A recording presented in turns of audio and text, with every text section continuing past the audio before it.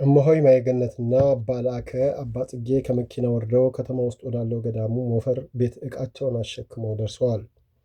ከተማ ያለው የገዳሙ ግቢ ሰፊ ነው። የገዳሙ ጎተራ ቤትም እዛው ነው። በግቢው የእህል ጎተራ፣ ወፍጮ ቤት፣ ምግብ ማብሰያ፣ ተግባር ቤት፣ ለእርሻ፣ ለአረም፣ ለቆረጣ፣ ለልዩ ልዩ ሥራ የገዳሙ አባላት ሲወርዱ የሚያድሩበት ቤቶች፣ የእንግዳ ማረፊያ ቤት፣ የከብቶችና የአህዮች ቤት በግቢው ዙሪያ አለ። ግቢው በቆርቆሮ ዙሪያው ታጥሮ የመኪና መግቢያ በርና የሰው መግቢያ በር ለየብቻ አለው። እዛው ግቢ ውስጥ ዘበኞች፣ ወፍጮ ፈጪዎች፣ ዕቃ ቤቱ መዛኙ በቋሚነት ይኖራሉ። በጠቅላላው ለገዳሙ የሚያስፈልገውን ነገሮች ሁሉ አካቷል። እና አባ ላከ ሲገቡ ተሯርጠው ተቀበሏቸውና እግራቸውን አጥበው ወደ ማረፊያቸው ገቡ። አባ ላከ ከምግብ በኋላ ትንሽ አረፍ ብለው አንፋሾቹን ወደ ላይ ገዳም ላኩ። ወደ እመሆይ ዞር ብለው ነገ አህያና ለእኛም መጓጓዣ በቅሎ ይመጣልናል። አሁን እስቲ ከተማውን ዞር ዞር ብለን እንያት አሉና ተያይዘው ወጡ። እመሆይ ማየገነት የወደፊት መኖሪያዋን በርቀት አንጋጣ እያየች ፈጣሪ እውነት እኔን በደለኛዋን በምሕረት አየኸኝ? እውነት እዛ ጥቅጥቅ ያለ ጫካ ውስጥ እንድኖር ፈቀድህ?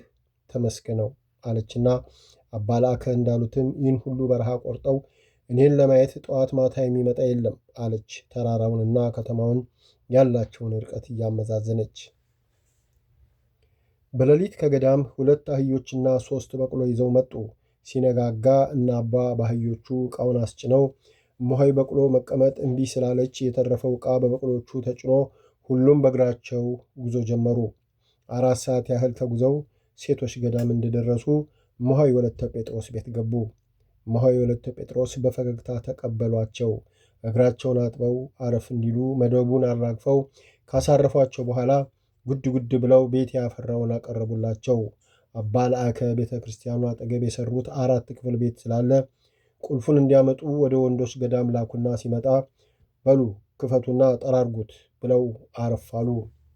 የዛን ዕለት በመንገዱ በጣም ስለደከሙ እዛው እመሆይ ወለተ ጴጥሮስ ቤት አደሩ። ከወንዶቹ ገዳም ዳቤ ንፍሮ መጣላቸው። መጋቢውና ሌሎቹም አባቶች መጥተው አይተዋቸው ሲጫወቱ አምሽተው ወጡ። በማግስቱ ከቤተ ክርስቲያን መልስ አባ ለአከ እመሆይን እንግዲህ ቤት እስኪሰራ ድረስ ጊዜያዊ ቤትሽ እዚህ ነው ብለው ቤቱን ጓሮውን ሁሉ አሳዩአትና ዕቃዋን ቦታ ቦታ ሲዛ አንዱን ክፍል ለመኝታዋና ለጸሎታ አረገችው። እና አባ ለአከ ረፋዱ ላይ እመሆይን ይዘው ወደ ወንዶቹ ገዳም ወጡና ከመምህሩ ጋር ተነጋግረው መላው ማኅበሩ ተሰብስቦ እመሆይ ማየገነትን የገዳማቸው አባል አድርገው በደስታ ተቀበሏት። አባ ለአከና አባ ጽጌ ማኅበሩን አመስግነው እመሆይ ማየገነትን ካደራ ጭምር አስረከቡ። አባ ለአከ እዛ ገዳም አስተዳዳሪ ከመሆናቸው በፊት በገዳሙ የሚኖሩ እንደ አንድ ቅዱስ አባት ነበሩ። እኛ አባት አባ ዘርአብሩክ ይባላሉ። አባ ዘርአብሩክ በ7 ዓመታቸው ነበር ቤተሰቦቻቸው ትምህርት እንዲማሩ ለመምህር አካለ ወልድ የሰጧቸው። አባ ዘርአብሩክ አእምሯቸው ለትምህርት የተፈጠረ ንቁና ፈጣን አእምሮ ስላላቸው በጣም በሚያስገርም ሁኔታ በአጭር ጊዜ ውስጥ ከበስማም ጀምሮ ቅዳሴ ሰዓታቱን ጨረሱና ለበለጠ ትምህርት ከቤተሰባቸው ተደብቀው ከሌሎች ተማሪዎች ጋር ርቀው ሄዱ። በቃ ከቤተሰብ ጋር ተራራቁ፣ ቀሩ። አባ ዘርአብሩክ ከአንድ አገር ወደ አንዱ እያሉ አሉ የተባሉ መምህራን ጋር በመማር ቅኔ፣ ድጓ፣ ጾመ ድጓ፣ ቅዳሴ መጽሐፍ ተምረው መምህር ሆነው ተመረቁ። አባ ዘርአብሩክ ገና ወደ ትምህርት ቤት ከገቡ ከ7 ዓመታቸው ጀምሮ በቀን ያለ አንዴ አይመገቡም። ጸሎትና ስግደት ያበዛሉ። ከትምህርታቸውና ከጸሎታቸው ውጪ እንደ ጓደኞቻቸው ዋዛ ፈዛዛ ጨዋታ አይፈልጉም። እንኳን ለቀልድ ለቁም ነገርም ቢሆን ንግግራቸው ምጥንና ቁጥብ ነበር። በዚህም እንኳን ተማሪው መምህራኖቻቸው ሳይቀሩ ይፈሯቸዋል። እንዳውም የቅኔ መምህራቸው መምህር ወልደ ትንሣኤ ይሄ ልጅ ወደፊት የበቃ ጸሎቱ ዓለምን የሚያድን ይሆናል ብለው ትንቢት ተናግረውላቸው ይባላል። አባ ዘርአብሩክ ልባቸው የፈቀደውን ትምህርት ሁሉ እንዳጠናቀቁ ወደ ዝቋላ ገዳም ገብተው መነኮሱ። እዛ ገዳም ማኅበሩ በመደባቸው ሥራ ላይ በቅንነትና በትሕትና ሲያገለግሉ ሳሉ እመቤታችን በሕልማቸው ተገልጻ ይህ ገዳምህ አይደለም፣ ያንተ ገዳም አቡነ ናትናኤል ገዳም ነው ብላ በተደጋጋሚ ነገረቻቸው። እሳቸው ግን በማመንታት ላይ እንዳሉ ከበረሃ አንድ ጉስ መጥተው ልጄ ምን ነው እመቤታችን ያዘዘችህን እምቢ አልክ? በል ነገውኑ ተነስተህ ወደ አዘዘችህ ሂድ፣ ክፍልህ ቦታ እዛ ነው፣ እዛ ስትደርስ በረሃ ያሉ አባቶች ያነጋግሩሃል። እነሱ እንዳዘዙ ሁን ብለዋቸው ከዓይናቸው ተሰወሩ። አባ ዘርአብሩክ ወዲያው ተነስተው ቤታቸውን ሳይዘጉ ዳዊታቸውንና ስዕለ ማርያማቸውን ብቻ ይዘው ወጡ። አቡነ ናትናኤል ገዳም እንደደረሱ ማኅበሩ በሰላም ተቀበላቸው። አባ ዘርአብሩክ በቤተ ክርስቲያን ትምህርት ይሄ ቀረ የማይባል ሁሉን የተማሩ ስለነበሩ ገዳሙን በሁሉም ዘርፍ ያለመታከት ያገለግላሉ። አባ ዘርአብሩክ ብዙ ተማሪ አፈሩ። እሳቸው ያስተማሩት በየደረሰበት ተወዳጅና ተመስጋኝ ነው። ሁሉም ሥራ ይዟል። ሁሉም ጥሩ ጥሩ ደረጃና ኑሮ ላይ ይገኛሉ። አባ ዘርአብሩክ በገዳሙ ሰው ሁሉ ተወዳጅና ጸልዩልን የሚባሉ ናቸው። አባ ዘርአብሩክ የሚያገለግሉት ሁለቱንም ደብር ነው፣ የሴቶቹንም የወንዶችንም። ከማኅበሩ ሥራ ውጪ በጸሎት በስግደት ይጠመዳሉ። ከዛ ሌላ የገዳሙ ሰውም ሆነ ከከተማ ዝናቸውን ሰምቶ ተጨንቆ አዝኖ ተበሳይቶ ወደ እሳቸው ከመጣ መክረው አጽናንተው አረጋግተው ደስ አሰኝተው ይመልሱታል። አባ ዘርአብሩክ ዝቋላ ገዳም ሳሉ ጉሁሱ እንዳሏቸው እዚህ ገዳም ከመጡ ጀምሮ ድንጋይ ተንትርሰው ጤዛ ለብሰው ከሰው ተገልለው ሰው የማያውቃቸው እሱ የሚያውቃቸው በበረሃ ወድቀው ያሉ አባቶች የመጡ ይጎበኛቸዋል። እሳቸውም ሰዎች እንዲህ ተቸገርን እንዲሆንን ብለው በጸሎቶ አስቡን የሚሏቸውን ሰዎች እነሱ ሲመጡ እሳቸው ደግሞ ለእነሱ እነዚህን ሰዎች አስቡልኝ፣ ጸልዩላቸው ብለው እንዲጸልዩላቸው ያደርጋሉ። ከእነሱ መልስ ከመጣ ለሰዎቹ ያስተላልፋሉ። አባ ዘርአብሩክ እዛ ገዳም ላይ በጣም የተከበሩና የተፈሩ ናቸው። ከፈጣሪ በታች ሰው ሁሉ እሳቸውን ተስፋ ያደርጋሉ። ገዳሙ ሁለቱም ቦታ ማለት የወንዶችም የሴቶችም ገዳም ቤተ ክርስቲያን አለ። የወንዶቹ ገዳም በመድኃኔ ዓለም ስም የተመሠረተ ነው። የሴቶቹ ገዳም ደግሞ በጻድቁ በቅዱስ ናትናኤል ስም የተመሠረተ። ሁለቱንም የሚያገለግሉ የገዳሙ መነኮሳት ናቸው። የወንዱና የሴቱ ገዳም የግማሽ ሰዓት ያህል ስለሚራራቅ ካህናቱ በቀን በቀን እየተመላለሱ ለማገልገል ስለሚደክሙ ብዙ ጊዜ አገልግሎት አያገኝም። አልፎ አልፎ አበይት በዓላት ከሆነ መጥተው ይቀድሳሉ። ከዛ በተረፈ አንዳንዴ እሁድ እሁድ ኪዳን ያደርሳሉ። ከዚህ በተረፈ ሁሌ ዝግ ነው። አባ ዘርአብሩክ ጻድቁ ናትናኤልን በጣም ስለሚወዷቸው እሳቸው እዛ ገዳም ከመጡ ጀምሮ በቀን በቀን ኪዳንና ማዕጠንት አያስታጉሉም። አባ ዘርአብሩክ ከወንዶቹ ገዳም ሌሊት 11 ሰዓት ተነስተው ይመጡና ተፈስሒ ብለው ታምሩን ኪዳኑን ያደርሱና በመጨረሻ ማዕጠንት ታጥነው ተመልሰው ወደ ወንዶቹ ገዳም ሄደው ሲያስተምሩ፣ ሲጸልዩ፣ ሲሰግዱ ይውሉና ማታ ላይ ለቁመተ ሥጋ ያህል ትንሽ ቀምሰውና አረፍ ብለው ለጸሎት ይነሳሉ። ሲጸልዩ ያድረው ጠዋት ወደ ሴቶች ገዳም መጥተው ቤተ ክርስቲያን ከፍተው ያገለግላሉ። አባ ዘርአብሩክ 17 ዓመት ደከመኝ ታከተኝ ሳይሉ ላይታች እያሉ ሲያገለግሉ አባ ለአከ ተሹመው መጡ። አባ ለአከ የአባ ዘርአብሩክ በቀን በቀን ሳይታክቱ ከወንድ ገዳም ወደ ሴት ገዳም እየተመላለሱ የሚሰጡትን አገልግሎት አይተው ሴቶች ገዳም ቤተ ክርስቲያን ግቢ ውስጥ ከቤተልሔሙ ዝቅ ብሎ ቤት ሰሩላቸው። አባ ዘርአብሩክ ቤቱ ከተሰራላቸው በኋላ ወንዶች ገዳም ሲያስተምሩ ውለው ማታ የማስታኮት ጸሎት እንዳበቃ ወደ ሴቶች ገዳም መጥተው ያድሩና ጠዋት አገልግሎታቸውን ጨርሰው ወንዶች ገዳም ሄደው ይውላሉ። አባ ዘርአብሩክ ሴቶች ገዳም ማደር ከጀመሩ በኋላ ሌሊት ቤተ ክርስቲያን ግቢ በብርሃን ሲሞላ ያሉ በረሃ ያሉ ቅዱሳን መጥተው በቤተ ክርስቲያኑ ዙሪያ ከበው ሲጸልዩ ያድሩና ሲነጋ ይሰወራሉ። ይህን ሁሌ በተደጋጋሚ ከማየታቸውም በላይ አንዳንዴ ቤተ ክርስቲያኑን ሲያጥኑ ሰዓታት ሲቆሙ ያያሉ። አባ ዘርአብሩክ ለዚህ ቦታ የበለጠ ፍቅር አደረባቸው። እሳቸው ጠዋት ሲያጥኑ ወይኔ እኔ ከንቱ አባቶቼ ቅዱሳን ሲያጥኑ ያደሩትን እኔ ድጋሚ ያጥናለሁ እያሉ እንባቸውን እየዘሩ ያጥናሉ። አባ ለአክና አባ ዘርአብሩክ እጅግ በጣም ይዋደዳሉ፣ ይከባበራሉ። አባ ለአከ ለአባ ዘርአብሩክ ሳያማክሩ አንዲት ቅጠል አይበጥሱም። ወደ የትም ለመሄድ ሲያስቡ ከአባ ዘርአብሩክ ጸሎትና ቡራኬ ሳይቀበሉ ሞት ቢመጣ አይንቀሳቀሱም። አባ ለአከ ዛሬም በአካል ከገዳሙ ቢለዩም መንፈሳቸው እዚሁ ነው ያለው። ከአባ ዘርአብሩክ ዛሬም አብረው ያሉ ያህል ነው የሚቆጥሩት። የከበደ ነገር ሲገጥማቸው ረጦ መጥተው ለአባ ዘርአብሩክ ያማክራሉ። አባ ዘርአብሩክ በጸሎትም በምክርም ሲረዷቸው እንደ ተራራ የከበደው ነገር ይቀላቸዋል።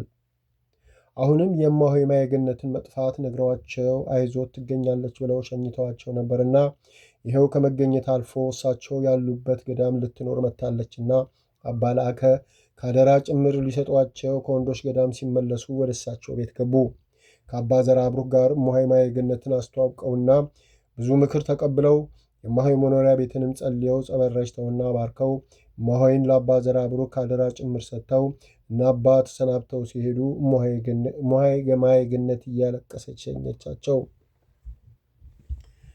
እማሆይ ወለተ ጴጥሮስ አባ ላከ እማሆይ ማየገነትን አምጥተው ሲመለሱ አደራ የልጄን ነገር ልክ እንደርሶ ንቁና ታጋይ መንፈሳዊ አርበኛ አድርጉልኝ አደራ ብለዋቸው ስለነበረ እና አባ ላከ የሄዱለት ማታ ላይ ራቷን ይዘው ሄደው ስለ ሀገሩ፣ ስለ ገዳሙ ስርዓት፣ በጠቅላላው ስለ ሁሉም ነገር ሲያጫውቷት አመሹና ልጄ ብቻሽን ማደር የምትፈሪ ከሆነ ሀገሩን እስክትለምጂ ከኔ ጋር አደሪ አሉ። አመሰግናለሁ እናቴ፣ ግን ምንም አልፈራ። እግዚአብሔር ቤት ገብቶ ከሰው አልፎ ምን ሊመጣ ምንስ ያገኘኛል ተብሎ ይፈራል። መናኝ ፈሪ ከሆነ ምነናው ጎዶሎ ነው። ምክንያቱም አንድ ሰው ሲመንን ብቸኛ መሆኑን አውቆና ተረድቶ ስለሆነ ገና ከመጀመሪያው ቁርጥ አደር መሆን ያለበት። እኔም ከቤቴ ስወጣ ነው ከፈጣሪ በቀር አብሮኝ ነዋሪ እንደሌለ ያወቅኩት። ስለዚህ እንኳን እዚህ የሰው ትንፋሽ የሚሰማበት ቀርቶ መናኝ ቆራጥ ነው። እልም ያለ በረሃ ውስጥስ ብቻውን ይኖር የለ አለች ቁርጠኛ ሆና። እማሆይ ወለተ ጴጥሮስ ደስ አላቸው። አነጋገሯ አረካቸው። ድሮስ የአባ ላከ የቆራጡ የጀግናው ልጅ ሆና ፍርሃት እንዴት በሩቁ እንኳ ያያታል አሉና በልባቸው። ጎሽ ልጄ፣ እንዲህ ነው መናኝ፣ ይሄ ነው መነኩሴ። በቃ ደግሞ ለዚች ከንቱ ስጋ ፊት መስጠት የታባቱ።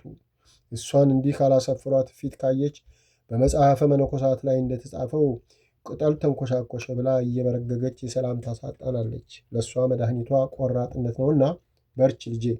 እሱን ጋሻ መከታ ያደረገ ሲጥል እንጂ ሲወድቅ አልታየምና ጸንተች ተጋዴ። በይ ልጄ፣ የሚቸግርሽ ነገር ካለ ጠይቂኝ። ከእንግዲህ እናትሽ ነኝ። ከፈጣሪና ከአባ ላከ በታች አቅሜን ልረዳሽ ከጎንሽ ነኝ።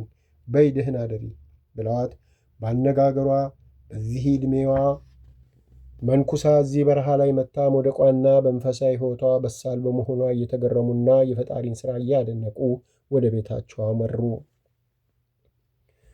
እማሆይ ማየገነት ጻድቁ አቡነ ናትናኤል ገዳም ከገባች ጀምሮ እምባዋን እንደ ውሃ እያፈሰሰችና ብዝታ እየሰገደችና እየጸለየች ፈጣሪዋን የምትማጸነው ይሄ ቦታዬ ነው ወይ? እባክህ ግለጽልኝ፣ እባክህ ፈጣሪ፣ ኃጢአቴን ሳታይ ልቤ ተረጋግቶ ቦታዬ ብዬ እንድኖር እባክህ ንገረኝ። እኔ ሐሳቤ አይደለ ያንተን ልስማው ፈጣሪ። እንደኔማ ከግሸን ማርያምም አልወጣም ብዬ ፎክሬ ምዬ ተገዝቼ ነበር። ግን እኔ እንጂ ያንተ ፈቃድ ስላልሆነ ይኸው ሳላስበው እዚሁ ደረኩ። ሰው ነኝና ይህችን ወረተኛ ሥጋ ለብሻለሁና ዛሬም መኖሪያ ይህ ነው ብዬ እኔ ወሰንኩ። ያንተም ውሳኔ ግን አላወቅኩም። ፈጣሪዬ ተለመነኝ። እኔ በእኔ ውሳኔ ውዬ እንዳድር አትፍቀድ። ውሎ አዳሬ በአንተ ፈቃድ ብቻ ይሁን። እባክህ የፍጥረታት ሁሉ ጌታ እኔን ባሪያህን እየኝ፣ እዘንልኝ፣ አይዞሽ በለኝና ትክክለኛ መኖሪያዬን ግለጽልኝ። በቃ በለኝና ፈቃዱ ሆኖ ይህንን ቦታ ፍቀድልኝ ፈጣሪዬ። መነኩሴ አንድ ዞሮ መግቢያ የኔ የሚለው ማረፊያ ከሌለው በየጊዜው ከቦታ ቦታ እየተነቀለ የሚተከልን ወይን ይመስል ምንም ፍሬ አያፈራም እኮ። እኔም ከቦታ ቦታ እንደሚዘዋወረው ወይን ያለ መንፈሳዊ ፍሬ እንዳልቀር እርዳኝ። ቦታዬን በአቴን ግለጽልኝ ፈጣሪ። በዚህ ዓለም የፈጠርከው ሁሉ ለአንተ ታዛዥ ያንተ አንደበት ነውና በፈለግከው መንገድ ግለጽልኝና መኖሪያዬን አንተ ምረጥልኝ፣ አንተ ወስንልኝ እያለች ነበር። ለአባ ዘርአብሩክም አባቴ በፈጣሪ ስም የምለምኖት እኔ ከመለኮስኩ ቆየሁ ወደ 4ኛ ዓመቴ የተጠጋሁ ነው። በዚህ ጊዜ ውስጥ ሁሌ ተንጠልጥዬ ነው ያለሁ። አንዴም በሙሉ እግሬ አልቆምኩም። ለመለኩሴ እንደሚገባው ገዳም የኔ የምለው በዓት የለኝም። ማረፊያ እንዳጣች ወፍ ከአንዱ ወደ አንዱ እየተንከራተትኩ ነው ያለሁት። ወደዚህም ብመጣ የእኔ ገዳም ብዬ ለመኖር አልቻልኩም። ውስጤ ስጋት አለ። ሁሌ የኔ የምለው ለእኔ ተስማምቶኛል ወይ ይስማማኛል ብዬ ነው እንጂ የፈጣሪን ፈቃድ ጠይቄ ስላልሆነ የእኔ ያልኩት ሁሉ ለእኔ ሳይሆን ቀርቷል። ስለዚህ አባቴ በፈጣሪ ስም በጻድቁ በአቡነ ናትናኤል ስም የምለምኖት ፈጣሪ መኖሪያዬን እንዲገልጽልኝ ጠዋት ማታ ያለማቋረጥ ጸልዩልኝ አባቴ። በጣም የተቸገርኩበት ነገር ነውና ጥብቀው ይጸልዩልኝ ብላ እግራቸው ላይ ወድቃ ተንሰቀሰቀች። አባ ዘርአብሩክ ከእግራቸው ላይ አነሷትና በመስቀላቸው እየደባበሱ ልጄ የዚህ መልስ ከፈጣሪ የሚገኝ ነው። በእኔ ጸሎት ሳይሆን በአንቺ እንባና ጸሎት ነው ልጄ። እንዲህ እያነባች ስትማጸኘው የሚጨክል ልብ እኮ የለውም። ስለዚህ አይዞሽ ልጅ አይዞሽ አሉ። እሳቸውም ይህች አንድ ፍሬ ልጅ እንዲህ ስትጨነቅና ስታለቅስ አላስችል ብሏቸው የወረደንባቸውን በጋቢያቸው እየጠራረጉና ልጄ መቼም ፈጣሪ ሰው ምን በደለኛ ቢሆን እሱን ታምኖ ወደ እሱ ከጮኸ ንቆ ዝም አይለውም። በዚህ በፈጣሪ የጸና እምነት አለኝ። ስለዚህ ከነገ ጀምሮ እኔም አንቺም ለ7 ቀን ሱባኤ ይዘን እንጠይቀው፣ እሱ ቸር ነው፣ መልስ ይሰጠናል አሉ። እሺ አባቴ፣ ግን ከእኔ ይልቅ እርሱ አጥብቀው ይጸሉልኝ። እኔማ ሁሌ ወደ ራሴ ፈቃድ እየሄድኩ ተቸግሬአለሁ።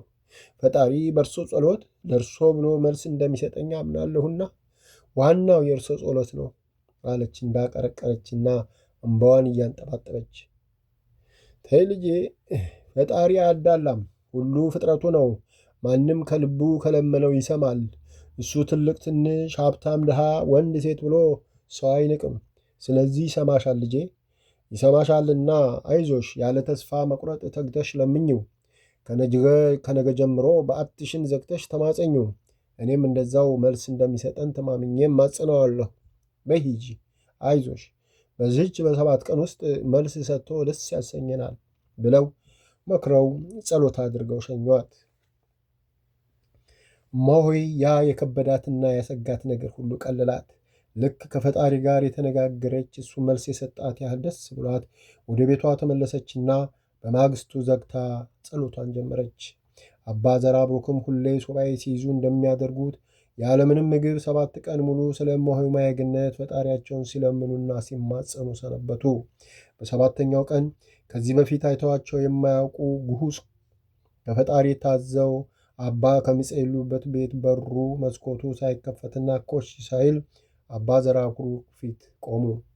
አባ ዘርአብሩክ ከጉሁሳን ጋር መገናኘት ለሳቸው አዲስ ባይሆንም እንደዚህ በር መስኮት ሳይከፈት ፊታቸው ያገኙት ከዚህ በፊት ስለሌለ ደነገጡ። ጉሁሱ አባ ዘርአብሩክን አረጋግተው ሰላምታ ከሰጧቸው በኋላ ስለ እማሆይ የጸለይከው ያንተም የእሷም ጸሎት ከፈጣሪ ፊት ቀርቦ መልስ አሰጥቷችኋል። እማሆይ ይህ ቦታ በዓቷ ነው። መኖሪያዋ መቀበሪያዋ እዚህ ነው። እርሶም እስካሉ አጽናኗት፣ አትተዋት። ይህን ሰንሰለት ባርከው ይስጧት፣ እስከ መቃብር ድረስ ከገላዋ እንዳይወልቅ። እዚህ ገዳም ላይ 3 አብይ መከራዎች ይገጥሟታል። ከዛ በኋላ 3 ጸጋዎች ይሰጧታል። እሷ ትልቅ ተጋዳይ ነችና አይለዩዋት ብለው ስለ እሷና ስለ እሳቸውም ብዙ ነገሮችን ነግሯቸው ወጡ። እማሆይ ማየገነት ሱባኤው ያለቀ ዕለት ሌሊት 10 ሰዓት ላይ ተነስታ ወደ ቤተ ክርስቲያን ግቢ ገባችና የአቡነ ናትናኤል መቃብር ወዳለበት ቤተ ክርስቲያን እየጸለች ስትሄድ ከአባ ዘርአብሩክ ቤት አቅጣጫ መሬት የማይረግጡ በአየር ላይ የሚሄዱ በቆዳ ብቻ የተሸፈነ ሥጋ በላዩ የሌለበት ግን መላ ሰውነቱ እንደ ፀሐይ የሚያበራ ነገር ወደ እሷ ሲመጣ ታፈርታ ቆመች። በሕልሟም መሰላት። ዓይኗን አሻሸች። ቤተ ክርስቲያኑ ከሽቶ 7 እጅ የሚሸት መዓዛ ባለው ሽታ ተሞላ። ያ ያየችው ነገር መጥቶ ፊቷ ሲቆም ቀና ብሎ ማየትና ራሷን ችላ መቆም አቅቷት ወደቀች። ጉሁሱ ከወደቀችበት በመስቀል አማትበው አነሷትና አይዞሽ ብለው ጸሎት አድርገው አረጋጓትና እኔ እንዳንቺው ሰው ነኝ፣ ፈጣሪ ልኮኝ መልእክቴን ልነግርሽ ነው የመጣሁት ልጄ። ቦታዬን አሳውቀኝ ብለሽ የተማጸንሽው ፈጣሪ ለጸሎትሽ መልስ ሰጥቶሻል። በዓትሽ ይሄ ነው። ሕይወትሽም ሞትሽም እዚሁ ነው። እዚህ ቦታ 3 አበይት ፈተናዎች ይገጥሙሻል። 3ኛው ትንሽ ይከብዳል፣ ግን አይዞሽ ከፈጣሪ ጋር በድል ትወጪዋለሽ። ከዛ በኋላ 3 ጸጋዎች ይሰጡሻል። በስተርጅናሽ በቅተሽ ለብዙዎች ተስፋና ከፈጣሪ ጋር የምታገናኛቸው ሆነሽ በክብር ታርፊያለሽ። አሁን አባ ዘርአብሩክ ጋር ሄደሽ የሚሰጡሻልና ተቀብለሽ የሚያዝሉሽን አድርጊ። ፈጣሪ አይለሽ፣ እሱ ይርዳሽ። እሱ በሁሉ ነገር ከፊትሽ ይቅደምልሽ፣ በበዓትሽ ያጽናሽ። እዚህ ገዳም ላይ እንደ ብረት ምሰሶ አጽንቶ ያቁምሽ ብለው በመስቀላቸው ባርከዋት ከፊቷ ተሰወሩ። እማሆይ ማየገነት የቆመችበት ቦታ መሬት ላይ ወድቃ ስቅስቅ ብላ አለቀሰች። ያልታውከኝ ያልናከኝ ያረሳኝ ፈጣሪ ተመስገነው እያለች እዛው ተደፍታ ስትንሰቀሰቅ አባ ዘርአብሩክ ወደ እሷ መጥተው ከወደቀችበት አነሷትና አይዞሽ ልጄ አይዞሽ፣ ጌታ አልተሆንም ብለው የአቡነ ናትናኤል ቤተ ክርስቲያን በረንዳ ላይ ይዘዋት ሄዱና ልጄ እንግዲህ የጸሎትሽን መልስ አግኝተሻል። በዓትሽ ይሄ መሆኑን አረጋግጥሻል። ይህንንም ሰንሰለት እንደ ቅናተ ዮሐንስ ሰውነትሽ ላይ ሰሪው። ስትታጠቢም ሆነ በምንም ምክንያት ከላይሽ እንዳታወልቂው አደራ ብለው ባርከው ሰጧትና ልጄ የታዘዘው 3 መከራም አያሳቅሽ። ያለ መከራ ጸጋ፣ ያለ ድካም ዋጋ የለምና መከራው ለውድቀት ሳይሆን የበለጠ ጸጋና በረከት ማግኛ ከፈጣሪ መሾሚያ መሸለሚያ ነውና አትፍሪ። እኔም ደካማና ውዳቂ አባትሽን እስካለሁ ድረስ የመጣውን አብረን እየተረዳዳን በፈጣሪ አጋዥነት እንወጣዋለን ብለው አጽናንተዋት ጸለዩላት። ወደ ቤተ ክርስቲያን ገቡ። እማሆይ ማየገነት ደስ አላት። እፎይ አለች። በቃ ሕይወቴም ሞቴም እዚሁ ነው። ከአሁን በኋላ ወደኩም ተነሳሁም እዚሁ እማሆይ ማየገነት ዘደብረ ናትናኤል ገዳም ተባልኩ። በቃ ዛሬ ፊርማዬ ጸደቀ። ከእንግዲህ ማንም የማይነቀንቀኝ የፈለገ መከራ የማይነጥቀኝ የጻድቁ ናትናኤል ገዳም ነዋሪ ሆንኩ። ተመስገነው ፈጣሪ ተመስገነው። ለእኔ ይህን ቦታ መኖሪያ አድርገህ ስለሰጠኸኝ ተመስገነው። እስከ ሕይወቴ ፍጻሜም እንደማትለየኝ አምናለሁና ተመስገነው። እኔ ወዳቂ ልጅህን አክብረህ ከሚገባኝ በላይ ስላደረግከኝ ተመስገነው ፈጣሪ። በዓለም ያለ ሁሉ ያንተ ነው። ምን እሰጥሃለሁ? ያለኝ ምስጋና ብቻ ነውና ከቅድስት እናትህና ከቅዱሳንህ ሁሉ ጋር የተመሰገንኩህን ተመስገነው አለች እምባዋን እንደ ውሃ እያፈሰሰች። እማሆይ ማየገነት የአቡነ ናትናኤል ገዳም ገዳማ መሆኑን አረጋግጣ ኑሯን ለመኖር ብላ ጀመረች። በቃ ከአሁን በኋላ እዚህ ገዳም ላይ ያለው ሁሉ ሀብቷ፣ ንብረቷ፣ ሁሉ ነገር እሷ የገዳሟ ነው። ከእንግዲህ እማሆይ ማየገነት የአቡነ ናትናኤል ገዳም የአቡነ ናትናኤል ገዳም የእማሆይ ማየገነት ሆኗል። አበቃ። አባ ዘርዓ ብሩክ ጠዋት ጠዋት ኪዳን አድርሰው አጥነው ወደ ወንዶች ገዳም ከመሄዳቸው በፊት እንዲያስተምሯት በጠየቀቻቸው መሰረት በቤተ ክርስቲያኑ በረንዳ ላይ ሲያስተምሯት ቆይተው ይሄዳሉ። ከዛ ሲመጡ ደግሞ እንደዚሁ ትንሽ አስተምረዋት ወደ ቤታቸው ይገባሉ። እማሆይ ማየገነት ከመጣች ጀምሮ የአባ ዘርዓ ብሩክን ልብስ በማጠብ ቤታቸውን በመጠራረግ ታገለግላቸዋለች። እማሆይ በፊትም የነበረችበት ገዳም ግዕዙንና ውዳሴ ማርያምን ተምራ ቢሆንም አባ ዘርዓ ብሩክ ጋር እንደ ጀማሪ ከአትብ ነው የጀመረችው። አባ ዘርዓ ብሩክ ማስተማር የጸጋ ስጦታቸው ሆኖ እሳቸው ያስተማሯት ቀለም የማይገባው ቀለም የማይዝለት ነው የተባለ እንኳን ቢሆን ትምህርታቸው ይገባዋል። እሳቸው ጋር ተምሮ ይሄ አቃተኝ፣ ይህ አስቸገረኝ የሚለው ትምህርት የለም። እሳቸው የሚነግሩት ቃል ሁሉ ልክ እንደ ቅቤ ለስልሶ ስጋና ነፍስን እያለመለመ ሰተት ብሎ ይገባል። እማሆይ ማየገነትም የእሷ ፍላጎትና ትጋት ተጨምሮበት ውዳሴ ማርያም፣ ቅዳሴ ማርያም፣ መልከ ማርያምና መልካ ኢየሱስ፣ ዳዊት፣ ሰዓታት በአጭር ጊዜ ውስጥ አቀላጥፋ በቃሉ ያዘች። መጽሐፈ መነኮሳትንም አንድም እያሉ እያብራሩ ብጥር አድርገው ስላስተማሯት ሦስቱንም ማር ይስሐቅን፣ ፊልክስዮስንና መንፈሳዊ አረጋዊን ልቅም አድርጋ ያዘች። ከዛ በተጨማሪ ወንጌልን፣ ገድለ ሐዋርያትን፣ ስርዓተ ቤተ ክርስቲያንን፣ ስርዓተ ገዳምን፣ የሃይማኖተ አበውንና ልዩ ልዩ መጽሐፍትን ተማረች። እማሆይ ከልጅነቷ ጀምሮ መጽሐፍ የማንበብ ልምድ ነበራት። አሁን ደግሞ ሱስ ሆኖባታል። ልዩ ልዩ መንፈሳዊ መጽሐፍትን ከአባ ዘርዓ ብሩክ እየወሰደች ታነባለች፣ ታጠናለች፣ ያልገባትን ትጠይቃለች። ብቻ እሷ ጋር ያለ አግባብ የሚጠፋ ሰዓትና ጊዜ የለም። እማሆይ ማየገነት ከእማሆይ ወለተ ጴጥሮስ ሌላ ከሌሎቹም ጋር ጥሩ መግባባትና ፍቅር አላት። ሁሉም የተቻለውን ያህል አለማምዷታል፣ ረድቷታል። አባ ዘርዓ ብሩክ ጋር ስትማር ብቻዋን እንዳትሆን ብላ ከእሷ በለጥ ቢሉም ትንሽ ልጅ እግር የሆኑትን እማሆይ ሐረገወይንና እማሆይ ጽጌ ማርያም አብረው እንዲማሩ አነሳስተዋቸው አብረው ጀምረው ነበር። ግን እነ እማሆይ ትምህርቱን መቀጠል አልቻሉም። በየምክንያቱ ሸርተት ብለው እስከ መጨረሻውም ተውት። እማሆይ ልታበረታታቸው ብትሞክርም ሳይሳካላት ቀርቶ ተዋቻቸውና የራሷን ቀጠለች። እነ እማሆይ ትምህርቱን የመተዋቸው ዋና ምክንያታቸው አባ ዘርዓ ብሩክ የተቀደሱና የተባረኩ እግዚአብሔር የሚያናግራቸው ናቸው። እንዴት ሴትን ቁጭ ብለው ያስተምራሉ? እኚህን የመሰሉ ቅዱስ አባትን ለማሳሳት ካልሆነ ሴት ተምራ ምን ልትሆን ነው? አትቀድስ አትሰልስ እያሉ ከወንዶች ገዳምና ከዚሁም ከሴቶች ገዳም ያሉ እምሆ ያመልማል፣ እምሆ ይመኙሻል የተባሉ አረቢቶች ስላከላከሏቸውና እነሱም በነገሩ ስላመኑበት ነበር።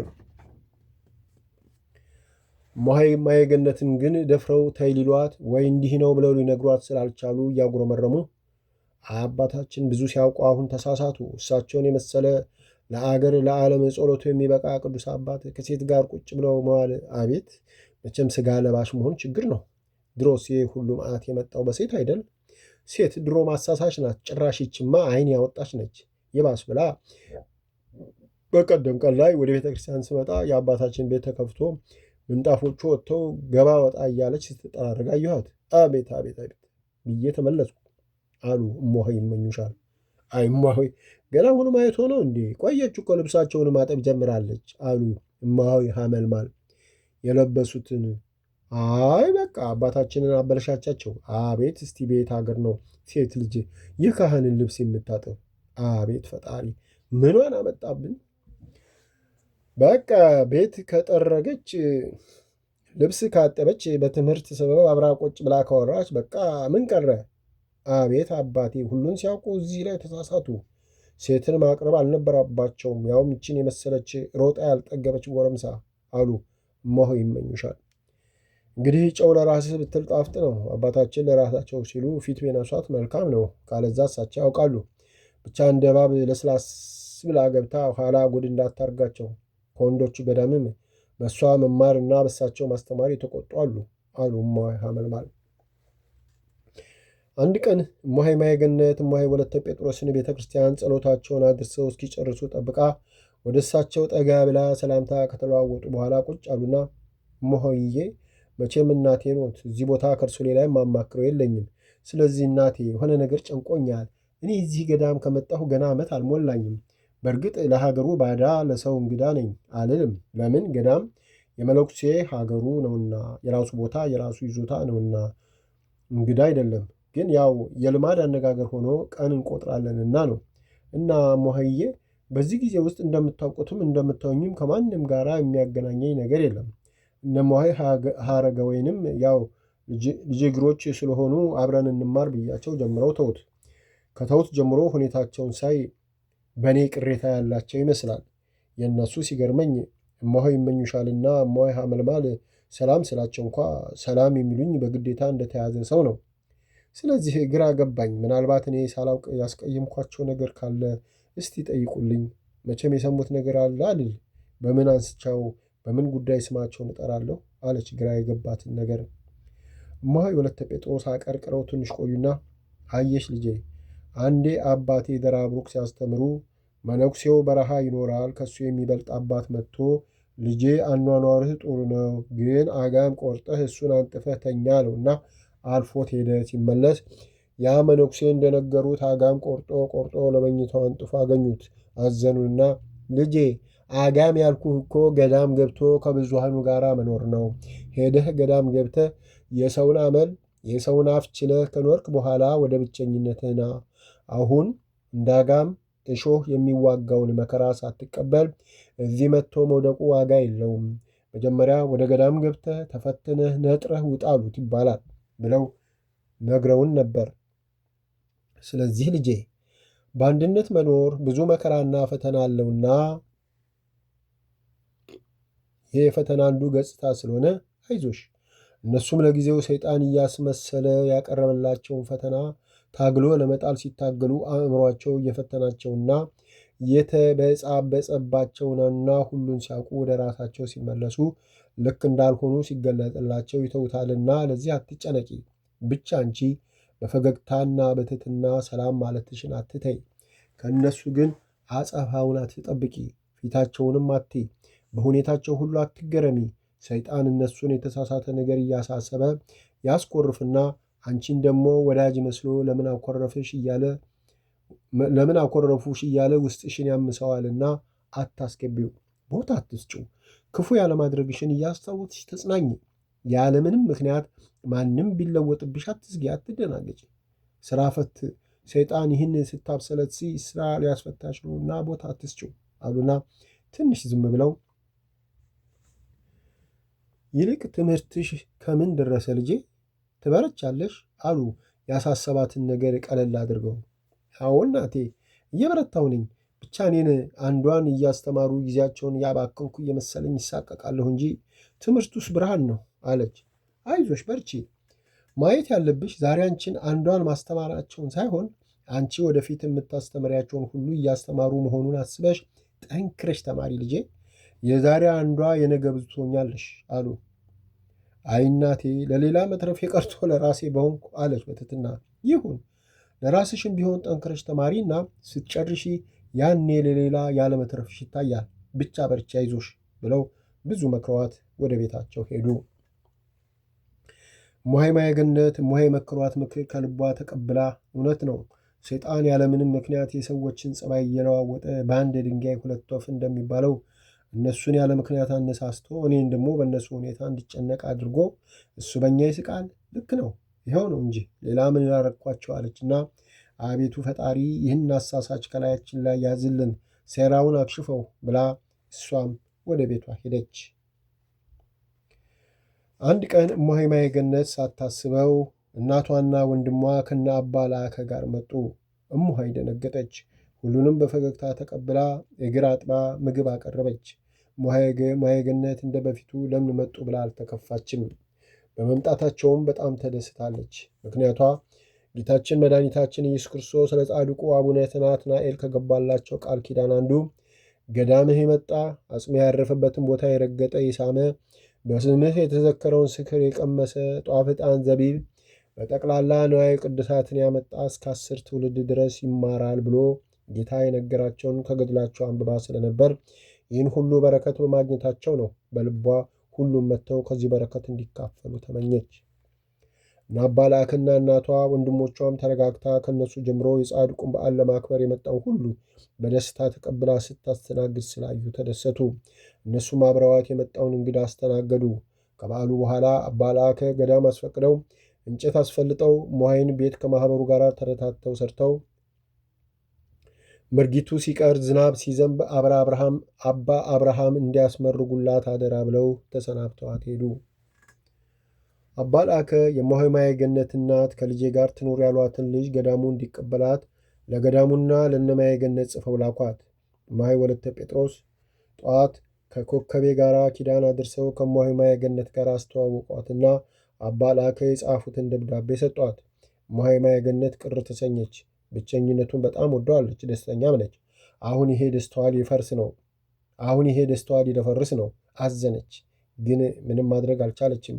የአባ ላከን ቃል ማክበር አለባት። ማኅበሩም እሷ ጎን እንድትሆን ፈቅዷል። ስለዚህ ውስጧ ቢያዝንም ግድ ነውና ተቀበለችው። ቤቷን ቶሎ ቶሎ መርጋ በቶሎ ለመለየት ወሰነች። እስከዛው ሁሉን በፈሊጥ ከፈጣሪ ጋር እወጣዋለሁ አለች በሆዷ። እሙሃይ ማየገነት ከእሙሃይ ወለተ ጴጥሮስ ጋር ለኮከቤ የተሰጠውን ክፍል አብረው አጸዱ። ኮከቤ ከአንድ ቅያሪ ልብስና የእሙሃይ እናት ከሰጧት ብርድ ልብስ አንሶላ ሌላ ምንም የላትም። ስለዚህ ራሷን እስክትችል ድረስ ግዴታ ከእሙሃይ ማየገነት ጋር መብላት መጠጣት ሊኖርባት ነው። እሙሃይ ማየገነት ትርፍ ዕቃ ቢኖራት ሁሉን ሰጥታ ብቻዋን ትኖር ነበር። ግን እሷም ገና አዲስ ጎጆ ውጪ በመሆኗ ለራሷ ከምትጠቀምበት ሌላ ትርፍ ነገር የላትም። ስለዚህ ኮከቤ የገባች ለታ ድርጎ አብረው ይመገባሉ። ኮከቤ የገባች ለታ ድርጎ ስለወጣላት ከእሙሃይ ማየገነት ጋር ከመኝታ በቀር ሌላውን አብረው አብስለው አብረው ይመገባሉ። እሙሃይ ማየገነት በተቻላት ሁሉ ሰይጣን ምክንያት ፈልጎ እንዳይፈትናት ትጠነቀቃለች። ፈጣሪም እንዲጠብቃት አጥብቃ ትማጸነዋለች። ደግሞ ከእሙሃይ ወለተ ሚካኤል ወዲያ ጓደኛ ልቤ ተጠንቀቅ፣ ዳግም ለጓደኛ ቦታ እንዳትሰጥ ትላለች ራሷን ለራሷ እየመከረች። ኮከቤ አባቷ ባለዛር ናቸው። ታዲያ አባቷ ዛር እሷ ላይ ለማረፍ ፈልጎ ይፈታተናታል። እሷ በፍጹም ለዛር አልገዛም ብላ እናት አባቷን ጥላ ወጥታ በየጸበሉ ስትንከራተት ከርማ በሽታው ሊተዋት ስላልቻለ አንዱ ገዳም ገብቼ ልኑር ብላ ወደ ዝቋላ ገዳም ሄደች። ገዳሙ አልቀበልም ብሏ ስታለቅስ የእሙሃይ ማየገነት እናት አገኟትና አባ ላእከን ለምነው ለልጃቸው ጓደኛ እንድትሆን ላኳት። በሽታዋ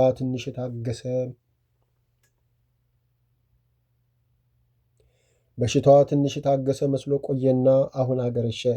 ኮከቤ በሽታዋ ሊጀምራት ሲል ከሰው ጋር ያጣላታል፣ ቁጣ ይላታል። ማንንም ማየትና ማናገር አትወድም።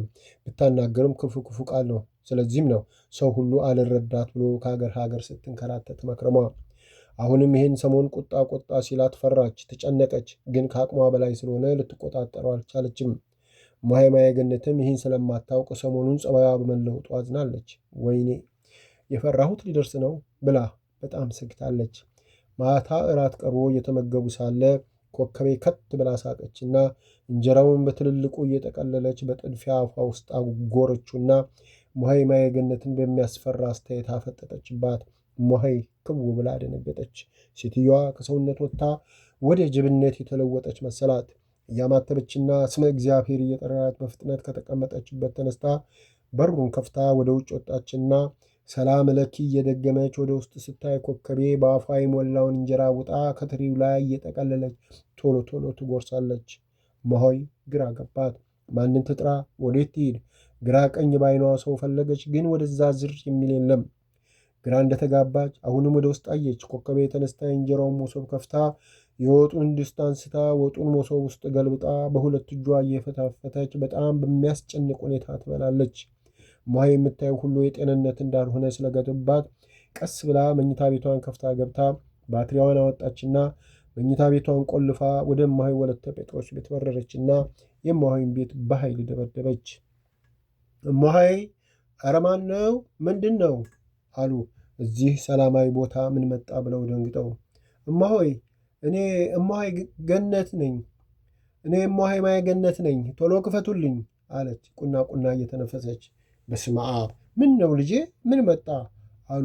ድምጿን ሲሰሙ በይበልጥ ተደናግጠው በራቸውን በቶሎ ከፍተው ወደ እሷ በሩጫ ደርሰው የውጭውን በር ከፈቱላትና ምን ሆንሽ? ምን መጣ አሉ። እጇን ይዘው ወደ ግቢ እየጎተቷትና ከኋላ የተከተላት ነገር እንዳለ ወደ ውጭ በፍርሃት እየተመለከቱ እማሆይ ማየገነት እማሆይዬ ጉድ ፈላ፣ ሴትዮዋ ልጅቷ ጅብ ሆነች አለች በፍርሃት እየተንቀጠቀጠች። አንድ ጊዜ እናቷ የሰው ጅብ አለ ቀን ሰው ማታ ማታ ጅብ ይሆናል ብለው የነገሯትን ተረት አስታውሳ ኮከቤን የሰው ጅብ ናት ብላ እማሆይ ወለተ ጴጥሮስም ደንግጠው የቷ ኮከቤ አሉ አፍጠው። አዎ ኮከቤ ጅብ ሆነች አለች ሁኔታዋን ላፍታ አስታውሳ እየዘገንናት። እንዴት? እስቲ ረጋ በይና ንገሪኝ፣ እንዴት ነው ጅብ የሆነችው አሉ በሁኔታው ግራ ተጋብተው። ይህ ሁሉ ሰሞኑንም በሁሉ ነገር ልውጡጥ እያለች ነበር፣ ግን ፈተና ነው ብዬ ታገዝኩ። ዛሬ ቀን እኔ እንጀራ ስጋግር እሷ ወጥ ሰራች፣ ቤት ስጠርግ ደጁን ስታጸዳ በሰላም ዋልን። ሲመሽ ከቤተ ክርስቲያኑ ከጸሎት እንደተመለስን ቀን የጠረገችውን ቤትና ደጅ በድጋሚ ስትጠራርግ መሸ። ሌላ ጊዜ ከቤተ ክርስቲያን መልስ እራታችንን በልተን ወደ መኝታችን በጊዜ እንገባ ነበር። ዛሬ በየምክንያቱ መሸ።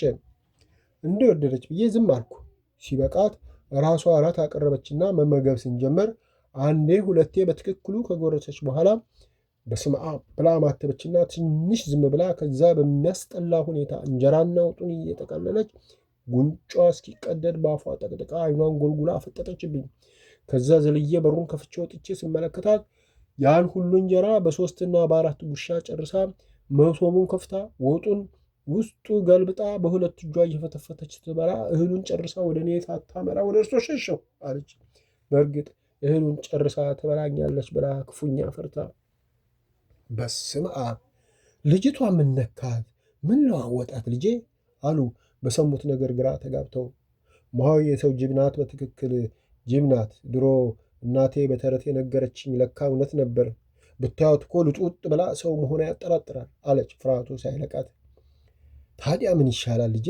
እንዴት አድርገን ሄደን እንያት አሉ። ወዴት? ወደዛ እንድትበላ ነው የምንሄደው አለች አፍጣባቸው። እማሆይ ወለተ ጴጥሮስ ትንሽ አሰብ አደረጉና ናይ ግድ የለሽም በወዲያ ዞረን አባ ዓለምን አስነስተን እንያት፣ አይዞሽ በርቺ ብለው ቤታቸውን ዘጉና ተያይዘው ወጡ። አባ ዓለም የቤተ ክርስቲያኑ ጠባቂ ዘበኛ ናቸው።